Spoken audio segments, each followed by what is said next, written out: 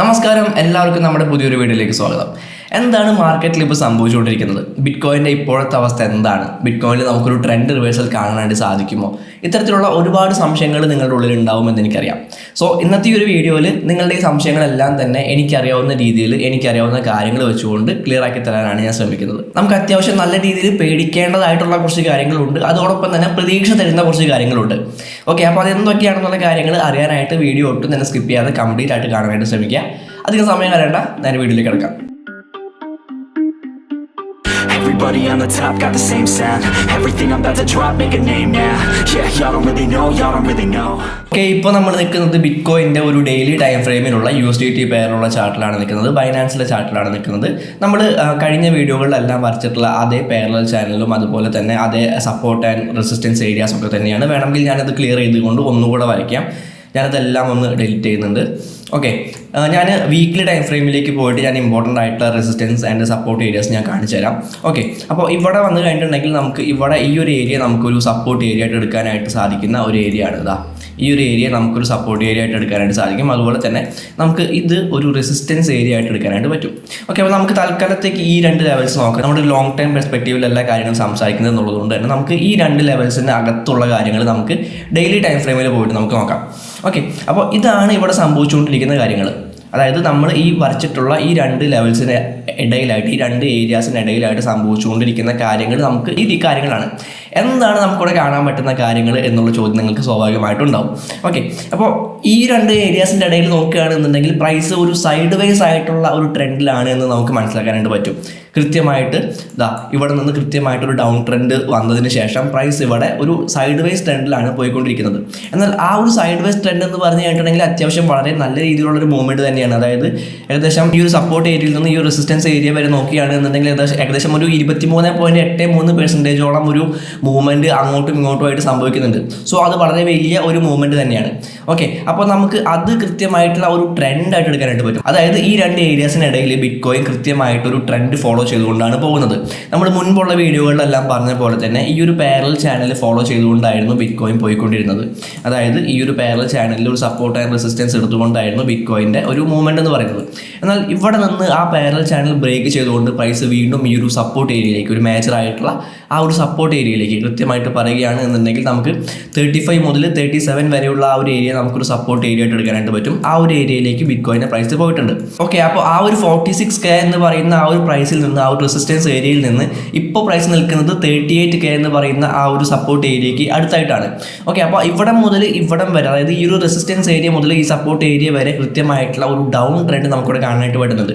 Okay, എങ്ങനെയാണ് normal ആയിട്ടുള്ള ഒരു ഡൗൺ ട്രെൻഡ് ഉണ്ടാവുക എന്ന് ചോദിച്ചു കഴിഞ്ഞിട്ടുണ്ടെങ്കിൽ ഒരു ലോവർ ലോ ഉണ്ടാവും, ഒരു ലോവർ ഹൈ ഉണ്ടാവും, ലോവർ ലോ ഉണ്ടാവും, ലോവർ ഹൈ ഉണ്ടാവും, ലോവർ ലോ ഉണ്ടാവും അല്ലേ. ഇത് നമുക്ക് കൃത്യമായിട്ട് അറിയാവുന്ന കാര്യങ്ങളാണ്. നമ്മൾ ഒരുപാട് വീഡിയോകളിൽ ഇത് പറയാറുള്ള കാര്യമാണ്. കൃത്യമായിട്ട് ആ ഒരു ലോവർ ലോയിലായിരിക്കും നോർമലായിട്ട് ഒരു ഐഡിയൽ ആയിട്ടുള്ള ഡൗൺ ട്രെൻഡിൽ ആ ഒരു ലോവർ ലോയിലായിരിക്കും ഒരു റെസിസ്റ്റൻസ് എടുക്കുന്നത്. പ്രൈസ് ആ ഒരു ലോവർ ലോ ബ്രേക്ക് ചെയ്തതിന് ശേഷം ആ ഒരു ലോവർ ലോയിൽ തന്നെ ഒരു റീടെസ്റ്റ് നടത്തിയിട്ടായിരിക്കും പ്രൈസ് വീണ്ടും താഴേക്ക് വരുന്നത്.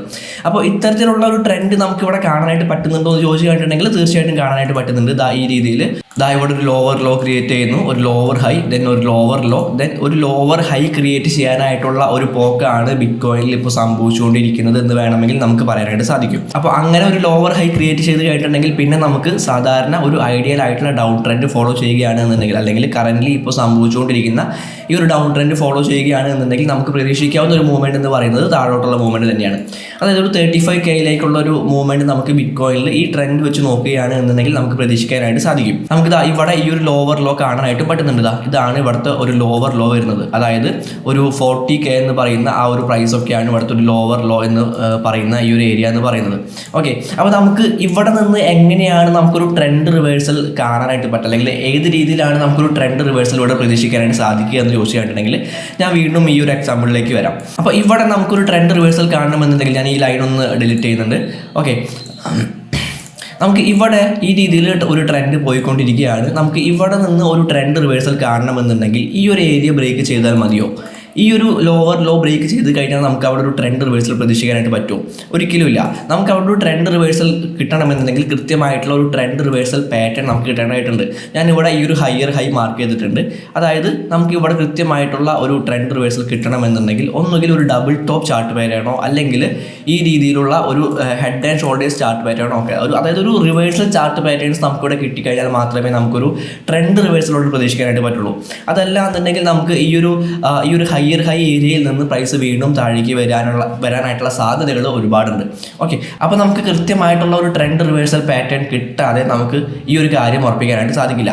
അപ്പോൾ ഈ ലൈവ് ആയിട്ടുള്ള ഈ ഒരു ചാർട്ടിൽ നമുക്ക് എങ്ങനെയാണ് ഒരു ട്രെൻഡ് റിവേഴ്സൽ പ്രതീക്ഷിക്കാനായിട്ട് സാധിക്കുക എന്ന് ചോദിച്ചു കഴിഞ്ഞിട്ടുണ്ടെങ്കിൽ ഞാൻ ഈ ഏരോ ഒന്നുകൂടെ ഡിലീറ്റ് ചെയ്യുന്നുണ്ട്. ഞാൻ ആദ്യം മുതൽ വരയ്ക്കാം. ഈ രീതിയിൽ പ്രൈസ് പോവുകയാണ്. ഈ ഒരു lower low, lower high, lower low, then ഈ ഒരു ലോവർ ലോനെ ബ്രേക്ക് ചെയ്തുകൊണ്ട് പ്രൈസ് ഒന്ന് മുകളിലേക്ക് പോവുകയാണ്.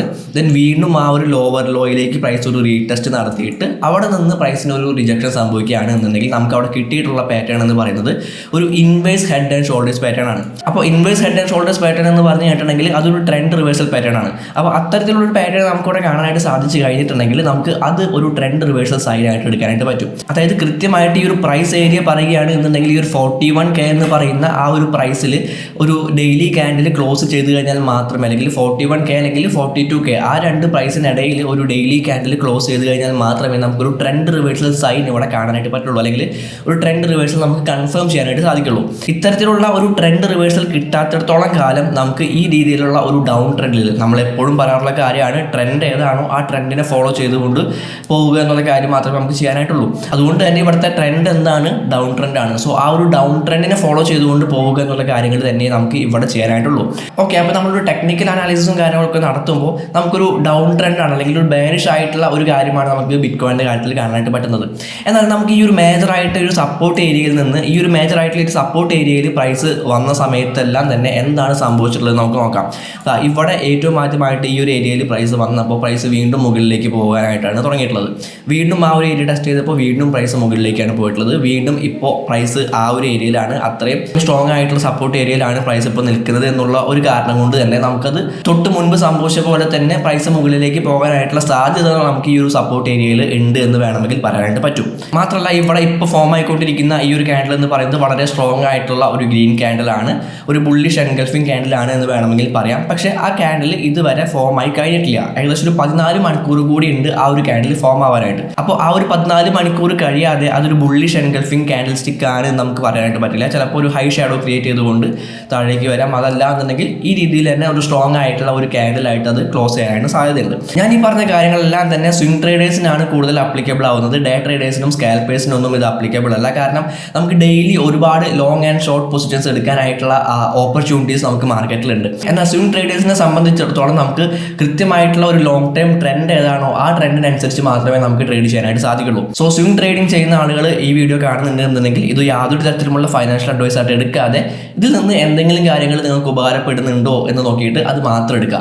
എല്ലാ വീഡിയോയിലും ഞാൻ പറയാറുള്ള പോലെ തന്നെ ഇത് യാതൊരു തരത്തിലുമുള്ള ഫൈനാൻഷ്യൽ അഡ്വൈസ് ആയിട്ട് എടുക്കാതിരിക്കുക. നിങ്ങൾ നിങ്ങളുടേതായിട്ടുള്ള റിസർച്ചും കാര്യങ്ങളൊക്കെ നടത്തുമ്പോൾ അതിന് ഹെൽപ്ഫുൾ ആവുന്ന കാര്യങ്ങൾ മാത്രം ഇതിൽ നിന്ന് എടുത്താൽ മതി.